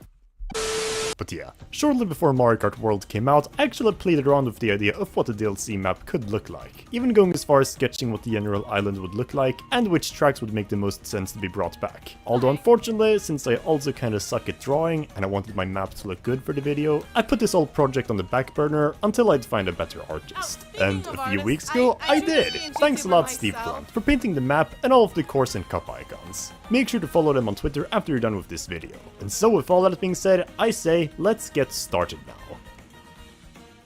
Okay, so before we talk about any of the tracks that I'm predicting, I think it's only fair to first give you all a brief overview of the island we're on and its layouts. Ladies and gentlemen, welcome to Throwback Island. This isle, consisting of 16 courses and 4 Grand Prix Cups, will be located right off the western desert coast, connected by a bridge right about here.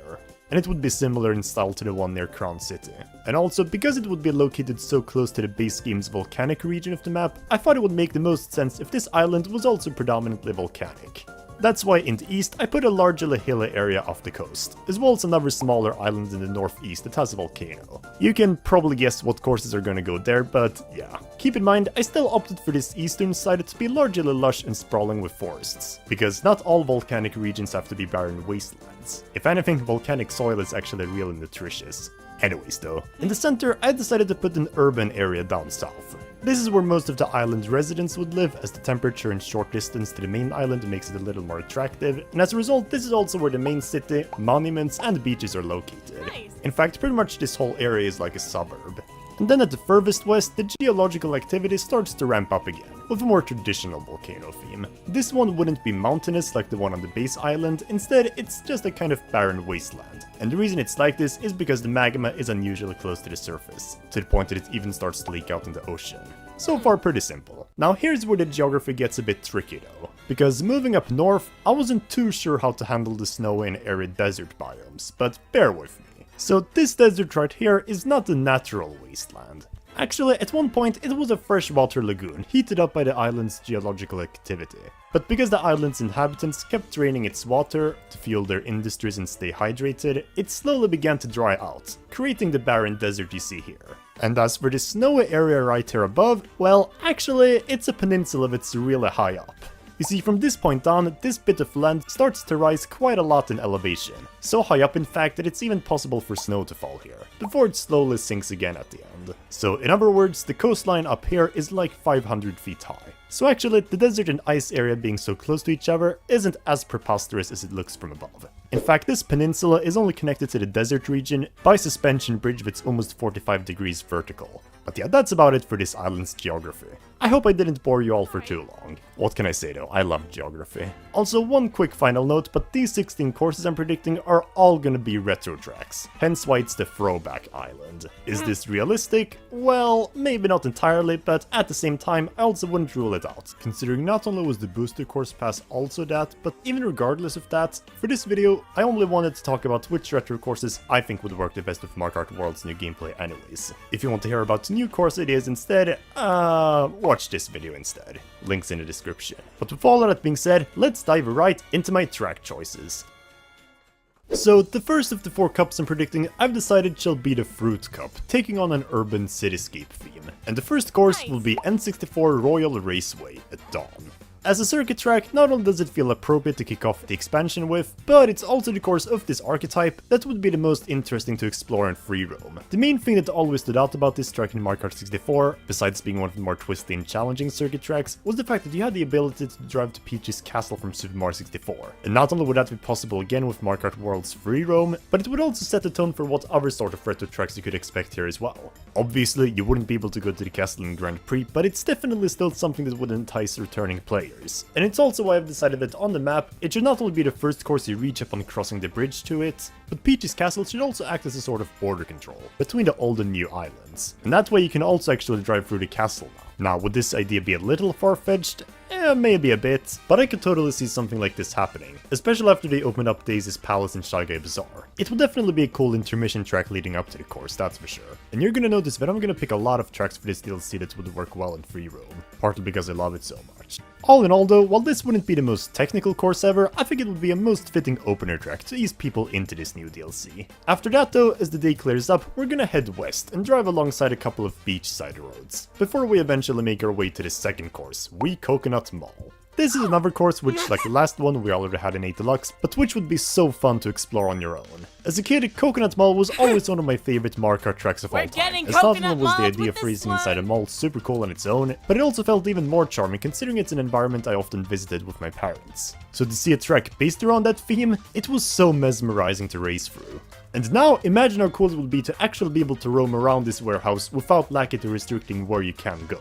So yeah, even though this course has already been brought back 10,000 times and has probably gotten repetitive for a lot of people now, I certainly wouldn't mind this Wii fan favorite coming back for at least one more game. No more, no less. And moreover, in the context of this cup, it would also serve its role in slowly amping up the stakes as we enter the more urbanized region of the map. And it will only continue to do that. Just make the color scheme more desaturated again. The 8 Deluxe version looked absolutely disgusting.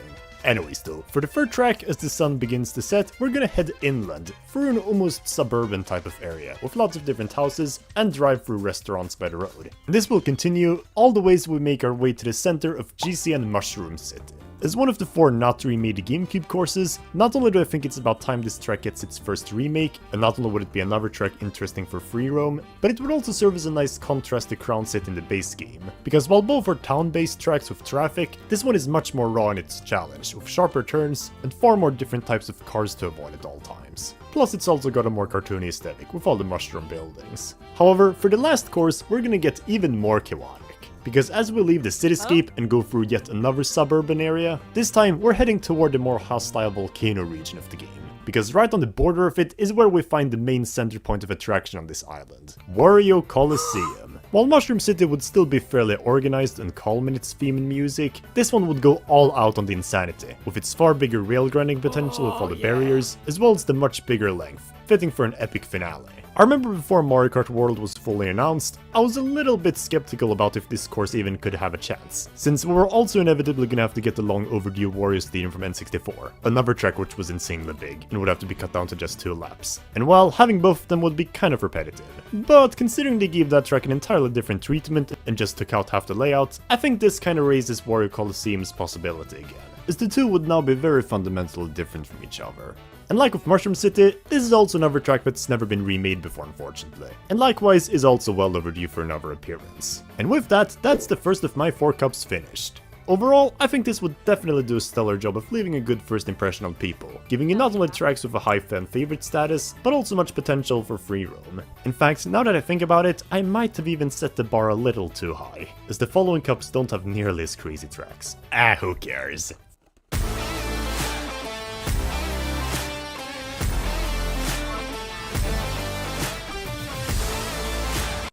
For our second cup, we're gonna get a little more mellow with the Turnip Cup, sporting a plainside theme. However, while this cup will as a result be a little more laid back than the Fruit Cup, it's also gonna be a little more diverse in terms of aesthetics, and will still be fairly ambitious in other areas. And as for this cup's opener, we're gonna begin in the far northeast on Woohoo Island Loop, our first crossover track. Once again, this is another place that would just be an absolute blast to explore on your own in free roam, just because of how absolutely vast it is. And seeing as it's also a fairly long section-based track, I also think it would make the most sense for it to be at the start of a cup, so that it can properly invigorate you with its epic and grand scale. And also because only the cup openers tend to be free laps, but you know what? They sometimes break that rule under certain circumstances, so who cares? Heck, I'm gonna do that for 2 more courses in this cup. And speaking of, for the second course now, we're gonna do something a little interesting. So, you know how on the main island, Nintendo put a bunch of callbacks to SNES tracks such as Ghost Valley, Choco Island, and Vanilla Lake? Well, they pretty much did this for all course archetypes from Super Mario Kart, with the exception of 3. Rainbow Road and Bowser Castle being missing are obvious, but perhaps a more glaring omission was the lack of Donut Plains callbacks. So how about we make up for that here? After leaving Woohoo Island and dashing across the waters on a ferry lane to it with hijackable boats, we make our way to the northern flatlands, where 3 Donut Plains courses have all been combined into one, similar to Mario's Circuit. Specifically, Donut Plains 2, Remix Donut Plains 1, as well as Donut Plains 3. This track is mostly just a filler edition, since I feel obligated to have at least one SNES related course, and at least this way it would also stand out in its own unique way too. Especially since the remix tracks typically don't get representation otherwise. It's not like Donut Plains 1 and 2 are particularly different from each other anyways, and at least the remix track has lily pads you can bounce through. So yeah, overall this would be a soothing but still unique breather, before we venture into more dangerous territory. And so we shall. For the third course, we're gonna venture even more westward, as this peninsula begins to rise in elevation and snow begins to fall as temperatures drop. And eventually, where we meet the river, we find ourselves on the snowy wastelands of N64's Frappe Snowland. Nice. So my reason for wanting this track is a bit odd to say the least. See, I have this weird hyperfixation where if Choco Mountain is in a Mario Kart game, then Frappe Snowland must follow suit as well, just because they're 2 N64 tracks with names that are based on foods. So you can expect how I felt when we didn't get both for the Boosty Course Pass. So on one hand, I'm kind of predicting this track here to satisfy those needs again. But even regardless of that, I also just think it would be really cool. I always loved this track for its desolate vibes, which would be interesting to see translated into an open world. And on another note, you know about that ice wall section at the end? Yeah, well, in World, you'd be able to wall jump off these sides, which I think would be absolutely kingly. So yeah, I think Frappe Snowland could be a nice cold track in this spot to slowly make the atmosphere of the cup more unwelcoming, because this is just the beginning. For the finale, we're gonna venture even further out on this isthmus, and while the elevation will slightly drop, decreasing the snowfall, this westernmost tip of the island is still a pretty inhospitably cold region, where the woods are slowly dying. All that lies here of any value are the remnants of D.S. Luigi's Mansion, from last track here. On one hand, this is another course which I not only deeply adore on a personal level, but which I also think could greatly benefit from free roam. As it is, the mansion part itself isn't really anything that's noteworthy. You just kinda loop your way down until you make your way out to the forest. But imagine how much more packed and developed it could be in the game where every detail matters. Actually, I'll even go a step further. What if this course could get the Peach Beach treatment, where the first lap is basically the same as the original, but then the following lap takes you up through the mansion, before you eventually get shot out from the rooftops. And then the last lap can be the first one backwards. Nintendo has certainly shown that they're willing to play around with tracks this way, and it would definitely put a unique spin to this course and make the titular mansion a far bigger deal. And with that, that's our second cup, the Turnip Cup, all wrapped up and done. Overall, while this one is a bit more calm in its track choices than the Fruit Cup, I believe it would still leave a lasting impression with its numerous spins on pre-existing tracks.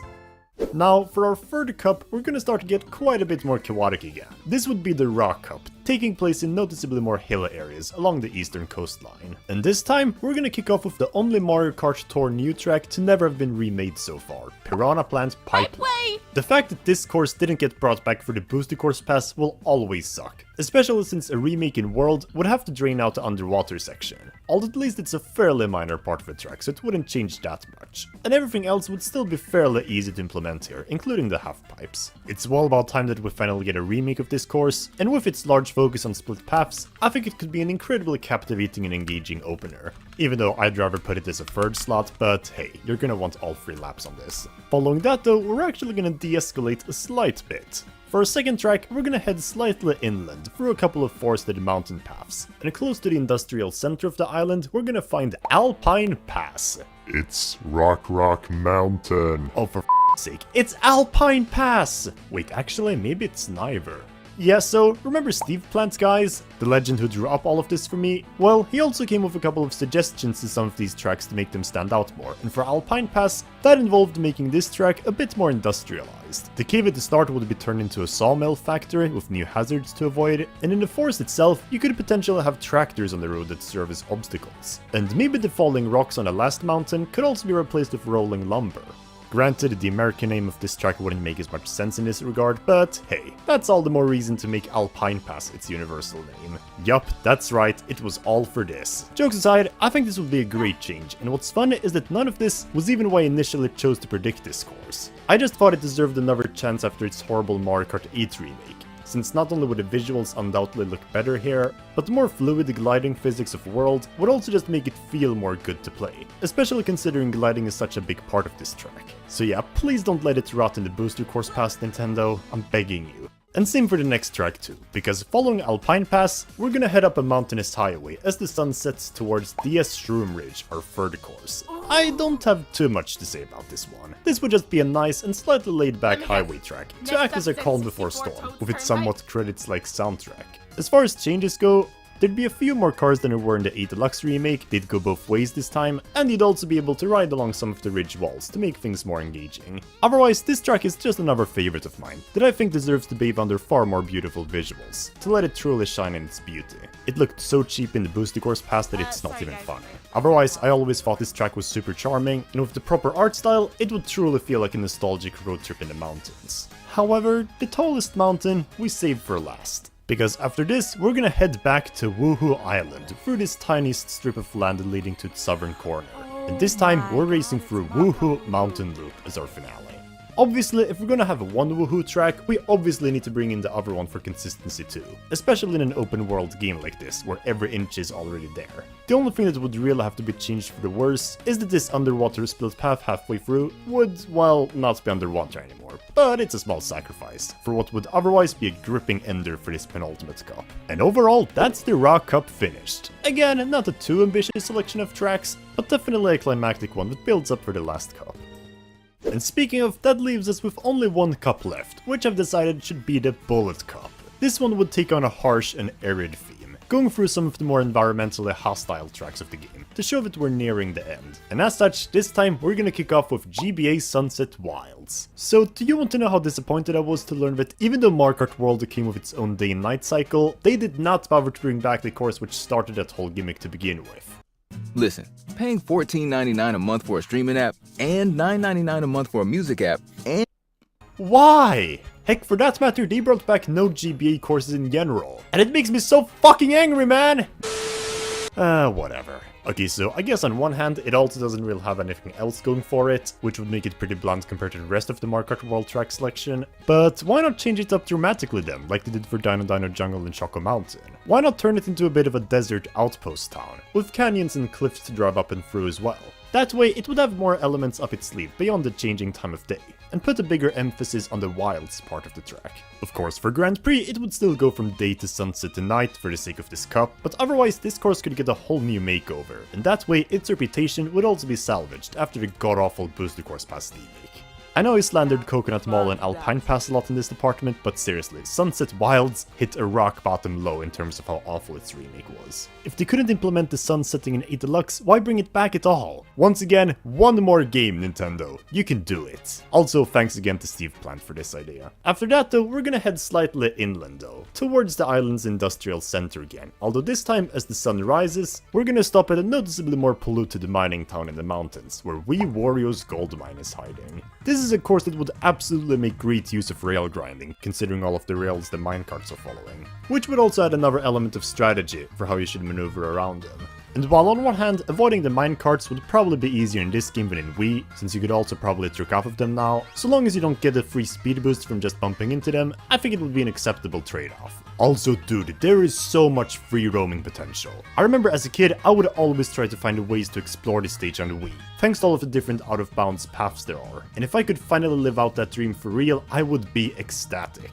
it would make my already favorite track of all time almost completely untoppable for me. But enough about that now. For our penultimate track, we're gonna head west again though. Although this time we're gonna go on a slightly different path for variety. One where we can temporarily see Mushroom City in the distance, to remind ourselves of how far we've come now. And then, once we enter the volcano region of the map, we're gonna find ourselves at DS Bowser Castle. While in the base game, Bowser's Castle and Rainbow Road are in separate cups, I think at least for an all-retro DLC expansion, it would be nice to keep them back to back for tradition's sake. And the reason I picked the DS Bowser Castle specifically was because, actually, I don't have much of a reason. It was either between this or the GameCube one, and while on one hand, that one might have felt a bit more unique from the one we already have, since it's not really as lava-themed, I also think Mario Kart DS deserves to have one track that's never been remade before too, so yeah, go figure. Plus I want to race on the kebab wheel again, so why not? However, one track that absolutely deserves an appearance as the finale to this DLC is a Rainbow Road that's been forgotten for way too long. And I am of course talking about GBA Rainbow Road. There is so much potential to be had here. I know a lot of people have long been skeptical about the remake for this track, considering how hard it would be to faithfully recreate it with all of the game-breaking jump pads. But while I could have understood that concern for Mario Kart 8, Mario Kart World is the first game where this track could actually work again. For starters, the jump pads could be turned into grind rails, giving you a way to interact with them.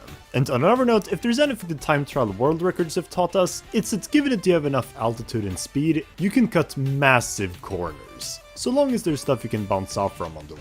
So if we potentially were to throw a bunch of shit in the space between roads, whether it be star bits or pieces of road, we could potentially have a remake which, while it would be very different in execution, still keeps the soul of the original by letting you make insane cuts. And why don't we go even further as well?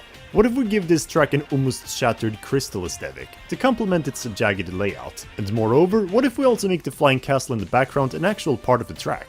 All of this would already make this one of the best Mario Kart tracks of all time, but I want to take a step even further. What if, after beating the track before this in the Grand Prix, Bowser's Castle just slowly lifts up from the ground and into the sky, leading you not only to Rainbow Road, but also becoming the castle you see in it? Okay, maybe this would be a little overkill, but the point is, there are so many ways that this underrated gem could finally become iconic in people's eyes. And considering this is my favorite Rainbow Road of the lot, I want to see it get the best treatment it could get. And I know for a fact that if all of this happened, it could potentially become one of my favorite Mario Kart courses ever made, even surpassing Wario's Gold Mine. And with that said, those are all of the 16 courses that I think deserve the most to show up for DLC. However, this obviously wouldn't be all of it. In the best case scenario, we'd probably get a few other things and features as well to improve the quality of life, including not only more characters, but also perhaps more knockout tour rallies and battle stages. Okay, maybe I'm overestimating Nintendo, but still, it doesn't hurt to predict more of those things as well. Just like how in the base game we got 8 knockout tour rallies to complement the 8 Grand Prix cups of the game, this time I think we'd get 4 rallies to complement the 4 new cups, with their icons matching their parallel Grand Prix cup. Blimp for Fruit because they're Yoshi themed, Drill for Turnip because they go underground, B for Rock because they're both mushroom power-ups from Galaxy, and lastly Boo for Bullet because they're live enemies. As for which courses each rally is gonna go through, well, I'm not gonna delve too deeply into it, since that would make this video way too long, but I'll give you all a brief glimpse. The Blimp rally would go from Wuhu Island to Mushroom City, and have a predominantly laid-back and green theme, without too many stakes. The Drill rally would take you from Frappy Snowland to Sunset Wilds, taking you through a journey from cold to hot. You're never gonna guess what happened. Dex put a hit on me. I took a bullet. After that, the B rally would go from Bowser Castle to Piranha Plant Pipeline, going from ecological destruction to more eco-friendly industries, and then finally, the Boo rally goes from Luigi's Mansion to Wario Coliseum, giving you non-stop chaos for a last challenge. This way, every track except GB Rainbow Road is represented, and you get a nice mix to ensure that no course gets overrepresented like in the base game. Like seriously, did Cheep Cheep Falls and Peach Stadium really need 3 separate appearances? However, beyond this, I'd also like if this DLC gave us an option to make our own custom rallies to drive through as well. The fact that we didn't get this initially, I think was kinda stupid, considering how much it would add replay value to this mode. Although considering Nintendo hates customization, I suppose it's not too shocking, but still. Now, when it comes to battle stages...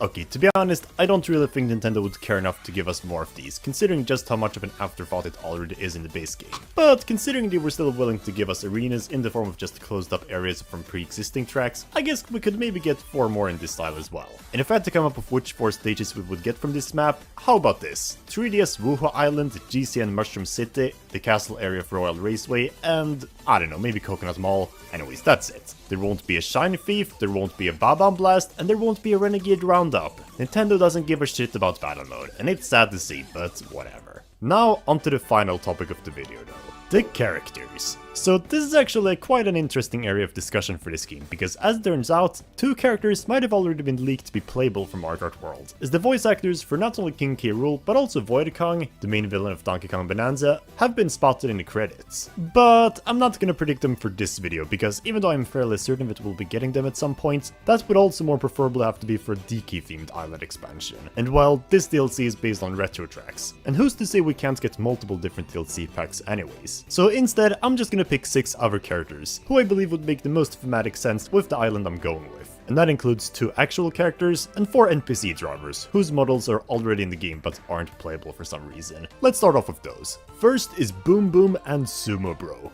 These ones are kinda obvious. The fact that they weren't already available in the starting roster is honestly kind of stupid, considering unlike so many of the other new additions, they not only actually have the proper anatomy for it, but also because they're fairly iconic as well.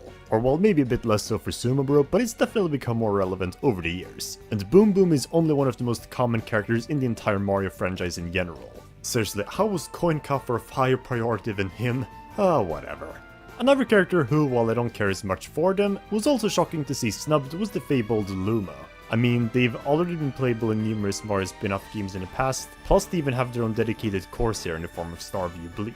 Heck, at some point when this game was first announced, I'm pretty sure some people thought they spotted Luma among the confirmed playable characters so far. Only for that to have unfortunately not been true. But you know what, considering how iconic they are, I think it's still highly probable that we could get them later. I'm not too passionate for them, but I mean hey, they'd be harmless. Now, for a character who I don't want at all but still feel obligated to select, we have the stupid fuzzy enemy. So, why am I predicting a character who I so clearly do not want at all in this game? Well, they're not only already a hazard, whose model is already in the game, but they're also a pretty central enemy figure to Piranha Plant Pipeline, a course that I'm predicting and want. So even though they're generic and shouldn't be let near a cart, I guess it would be pretty cheap to implement it. I mean, if it were up to me, I'd get rid of every character who doesn't have the arms required to steer a wheel, but I mean, hey, I'm just basing off of what Nintendo would do, so I'm gonna have to let go of my bias for this one.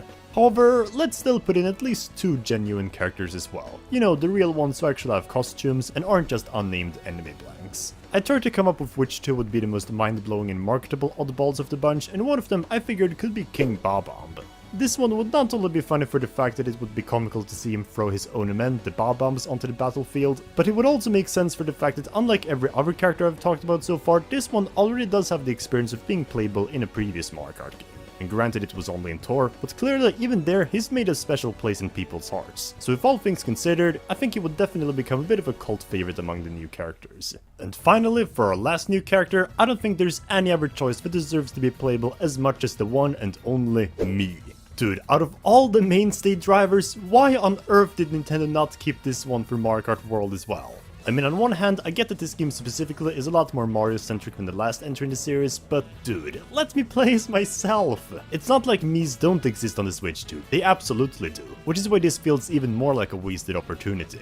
And you know about all of those Mii suits that Mario Kart Tour and 8 Deluxe added? Well, those would have been perfect to have as alternate costumes for this game. So yeah, without a doubt, this is the character I most want to see return. And if we could also get the Woohoo tracks that I'm predicting, the Miis would be even more of a perfect tie-in to come alongside with that. But anyways, with that said, that wraps up all of my predictions that I have for a potential Mario Kart World DLC expansion updates. Even if this video became a lot longer than I initially anticipated, this was all a lot of fun to make, and once again, thank you so much Steve Plant for sacrificing your time to draw all of the track, cup icons, and world map for me. It really means the world, and to everyone watching this video, make sure to check their Twitter out in the video description. They deserve your time. With that said though, what are your predictions regarding DLC for this game? Do you agree with me or not? Let me know which tracks and characters you believe are the most deserving to appear. And if you enjoyed this video, then make sure to drop a like and share this video, as I make content on everything Mario related. And with all that being said, I'm signing off now. Until next time.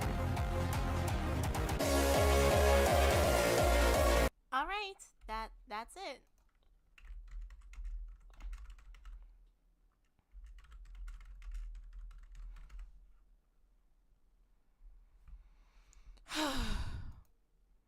Alright, and by the way, this PNG tuber isn't done yet. I do plan on finalizing her and then showing off the rest of the the rest of the things that are associated with her, but in the meantime, I guess that's it for me.